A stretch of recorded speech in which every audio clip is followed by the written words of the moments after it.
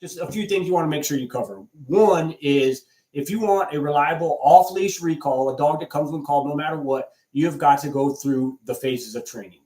And I'm going to jump in here and talk about them briefly, but that's for a whole nother video I have. If you want information on that, let me know. But there are basically 6 phases of training. And you need to take your dog through all of those, through all the commands. If you want an off-leash dog to execute no matter what with all these commands when it's hectic out, when you take them to the park, you want that off-leash recall, you got to proof that recall. First, so let me back up a little bit. Those 6 phases. First one is the learning phase. This is where we are teaching what something means. We're going to teach what come means. Hey, this is what come means. Okay, great.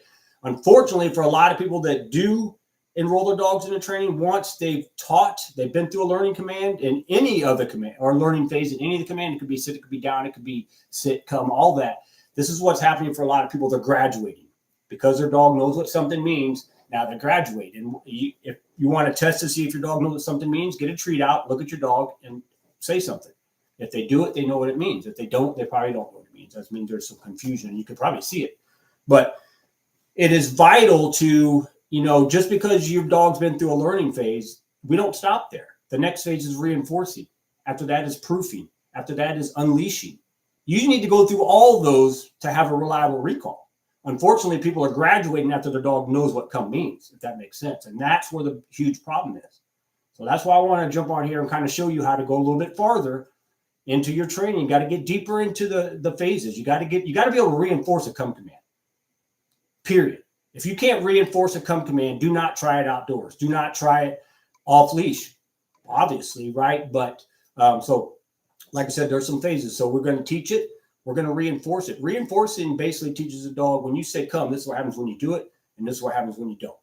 Okay, and we lay that out for them so they do understand that, because it wouldn't be fair to do it any otherwise. So, and basically a long line works good here, but you got to be able to reinforce when they choose to make the wrong decision in the come command. And that's where people are going wrong. They're staying up in a learning phase, and I'll get to that in a minute. They're staying in a learning phase with the come command instead of getting into the reinforcing to show the dog this is how you need to do it. Once you reinforce it, then you can get into the proofing phase. But without any of that, you're stuck in a learning phase. And I'll give you a couple of examples of what being stuck in a learning phase means. You're trying to get your dog to come. They are not doing it, so you repeat the commands. That's a big one. That's what's going to keep you in a learning phase. Come, Fido, come, come, come. You're doing anything you can. Oh, you're repeating the command over and over. Why would they come the first time? That's what you have to ask yourself. So that's a big no-no. That's what's keeping you in a learning phase. And the second one, what most people do after they repeat the command, without going into the reinforcing phase, they go to the bag of treats, and that's their second move. Fido, shaking the bag of treats. Can I bribe you? Will you come? That's what they tend to do next. So again, you're sitting in a learning phase. Who's in control when you're sitting up there? And it's at this exact time is when you need to step down into a reinforcing phase and teach them, look, I know you know what come means. I told you to come and you didn't do it. How do you get that way? I can show you that, but that's for a different video. But basically, you're going to reinforce it. You can reinforce it 2 ways at a distance. It could be a long line, 15, 20, 25, 30 foot. It could be a remote collar. A lot of people are against remote collars, but I'm just saying these are the ways to reinforce your recall at a distance, because your dog has to understand, if they know what come means, that there's going to be a consequence when they decide not to. Okay? So that's what we do first. Once we get that in where the dog understands, okay, this is what it means, this is how it's reinforced, then we proof it. All right? You proof it around scenarios that are hectic. You teach them that, like, look, see that over there? It does not matter. See that over there? It does not matter. I'm still good. You still have to execute. You still have to do your recall. You still have to come with me, no matter what. Right? So you keep doing that. And then once you get to the certain point where it's proofed, you're golden. That's when you can start unleashing. It's a process. But so too many people are trying to unleash their dogs and have a come command without going through the learning. Well, actually, they're going through the learning, but they're not reinforcing it. They're definitely not proofing it. So the dogs are all over the place. Okay, so that's the first thing. So now that you understand how to get a dog to execute your come command consistently, and it's by going through the phases, here's what you have to do next. And by the way, stay with me to the end of this video, because I'm going to show you a little hack that works. So when you don't have that long line, you don't have that remote collar, how are you going to get your dog to come to you? Stay tuned and I'll tell you that. All right. So, but backing up, now that they know what everything means, right now is basically it's time to, excuse me, we need to, basically you're playing the averages here. Okay. And the way I explain this is every time you give your dog a come command, if you reinforce it every time, you're going to have a 100% dog. We're teaching muscle memory here. So you give your dog a come command every time that they choose not to execute, you reinforce it. If you do that every time, you will have a 100% dog. But here's the kicker. It's very easy to only reinforce even every other time because you didn't have the long one on. They didn't have their collar on. Something happened. They're in the backyard and like, I just told them to come. They didn't do it. That's what you got to stay away from. Because now, even if you do that every other time, think about it. Now you have a 50% dog. And that 50% come command could be the one time that they're running towards the road and you're pretty much playing craps on if they're going to come back or not because of the way you practiced, if that makes sense. And that's exactly the truth. You could have a 75% dog. If you're reinforcing your come command 75% of the time, you got a pretty good odds that they're going to come 3 out of 4. But 1 out of 4, they're not. It's because of the way you practice.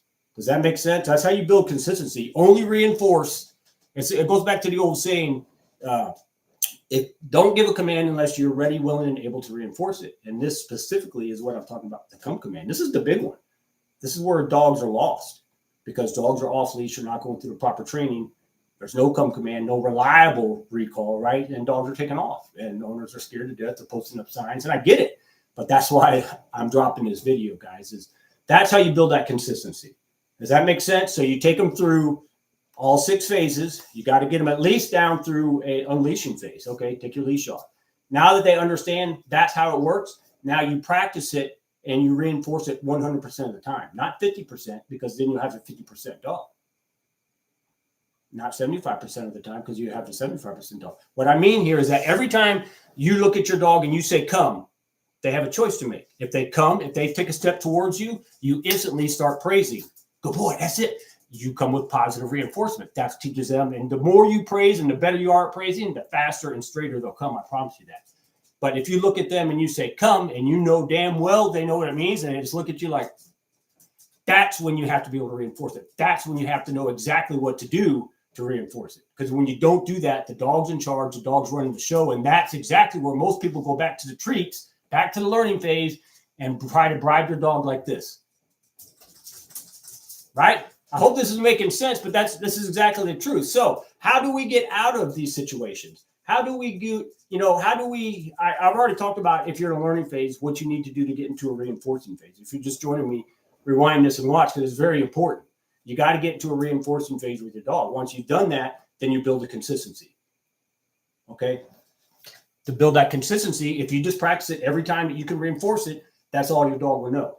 If you're practicing it 50% of the time, you can only reinforce it. That's what your dog's going to know. Okay? I hope that makes a lot of sense. And now I saved this part to get to the end because this is a neat little trick. It's something I discovered years ago, and I've shared it with probably thousands of clients. But this is how you can keep that come command intact. And pay attention here because this is that neat little hack that I was talking about at the beginning. All right? So let's say we know that we have to always reinforce the come command. 100% of the time when I say come, my dog has to come. If he doesn't, I have to reinforce it. That's how you get that reliability.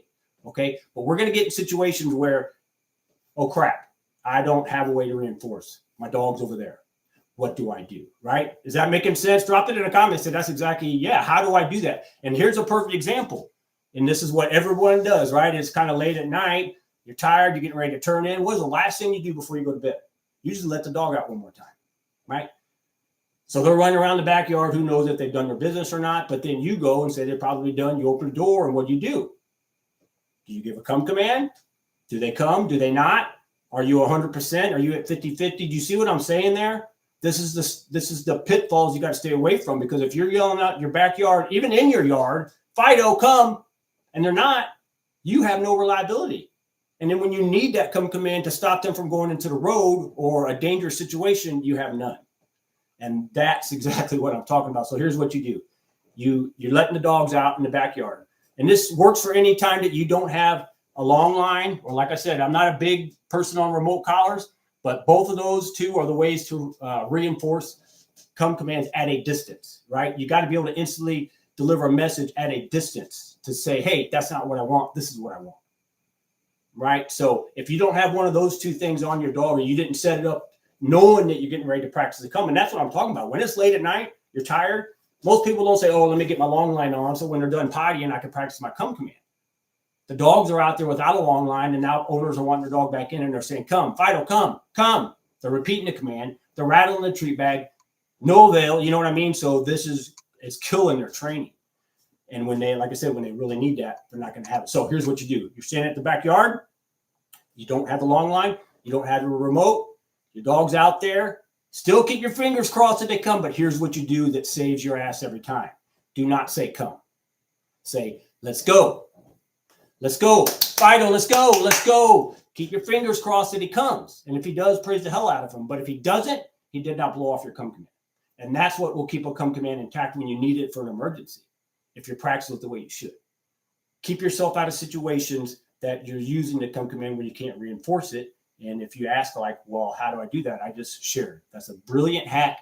Go with let's go. Keep them separate. Let's go means they both mean get your butt over here, but one's going to be a little more strict. And if you can keep the one strict and reinforce that one 100% of the time, that's the reliability you're looking for when you get out into the real world. I hope that makes sense. Dogs, like I said, they're very simple-minded. Whatever you practice is what they're going to do. If you practice inconsistency, they're going to be inconsistent in the real world. If you practice being very consistent with minimal distractions and through proofing, you could have a dog out in hectic situations that are just locked in on you. And it's all just from the way you train. All right. And another quick, before I let you go, something that helps with this recall too is I don't use a preparatory command with this command. Preparatory command would be a name. Your dog's out in the backyard. I've been using Fido for the example, right? Fido, come. Fido, come. Fido, Fido. You're repeating commands. Excuse me. What if you just get rid of the name? I say a name definitely via multiple dogs. If you don't have multiple dogs, I would get away from the name because, again, what does that teach your dog to do? Teach your dog to go outside, be in that park, go wherever you're at, and get all distracted because they know before you say anything, what do? You say, Fido, gives them a chance to look at you, and then you deliver the command. So it's a preparatory command. Get rid of the preparatory command. You'll still have the same execution out of your dogs, but you'll get to the point where your dog always has one ear and one eye on you. And that's how I train my dog. I go out wherever, and they're kind of always watching me. So when I say something, they're there. I don't have to say, hey, where's he at? Legend, legend. Oh, there you are. Come. And then keep my fingers crossed and hopes he does. You know what I mean? There's different ways you can implement this stuff so you get that 100% reliable recall I was talking about. Any questions out there? I appreciate you guys joining me. I hope that was some good information. I mean, this is the stuff that if you implement it that way and teach your dog that there's come means one thing, and this is what happens when you don't do it, that's exactly what you'll have when you need it. And I hope that makes sense. All right. I'm running on about 15 minutes. It's a Sunday here. I'm going to get off here and go watch some football. But I wanted to get this information to you. I would love to hear your feedback in the comments. I'm also going to drop a pinned comment below. Check that out. Click that link. It'll take you to my Dream Dog headquarters where you can get a free personality canine quiz for your dog. You can get a free customized training blueprint for your dog. It's all at my Dream Dog headquarters. So click that link below, and I'll catch you next time.